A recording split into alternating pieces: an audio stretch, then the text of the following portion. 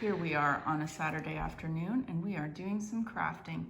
And so we've had this idea to kind of use these two critters here for some inspiration for another project. A few years ago we made these, we called them gnomes at the time, but now we're calling them elves to differentiate from that dude that is much more gnome-like. This is a tree ornament, but if you didn't string on the hat, you could just have it as a sitting ornament.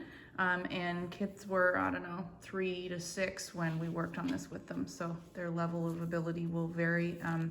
But this is a 1-inch dowel wrapped in a piece of felt and glued on. We sewed this little felt hat.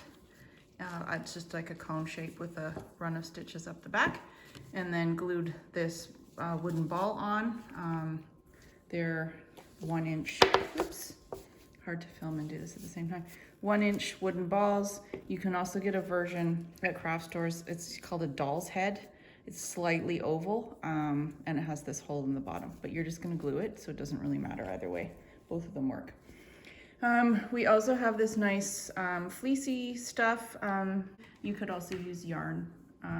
This one like this, and we've just split it apart to make it fluffier and more beard-like.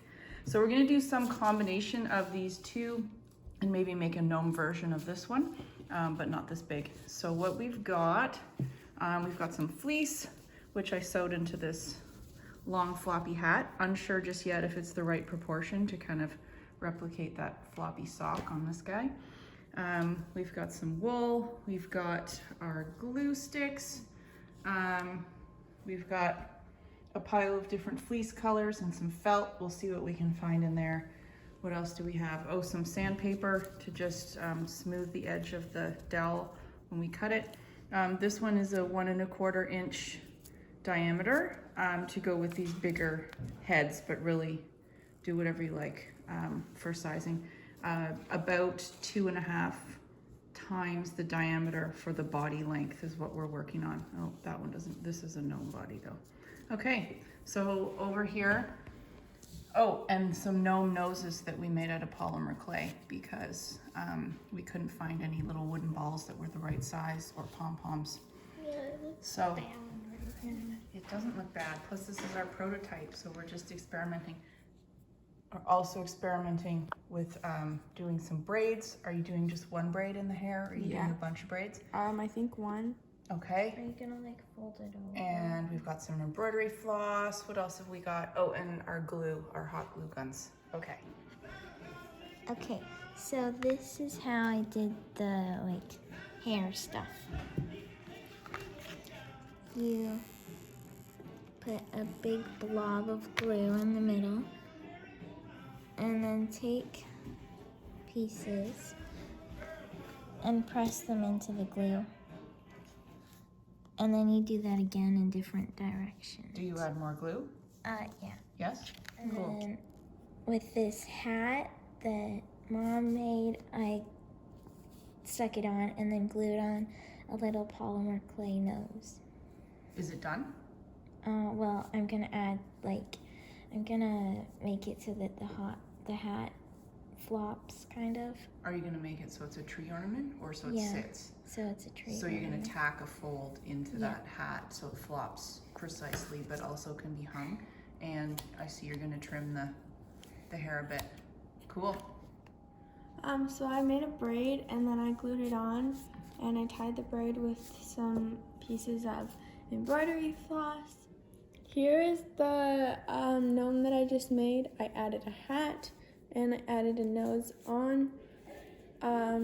Yeah. Gluing on an elf body here, which we have cut with a template that we made a pattern out of, and then we're gluing it and rolling it.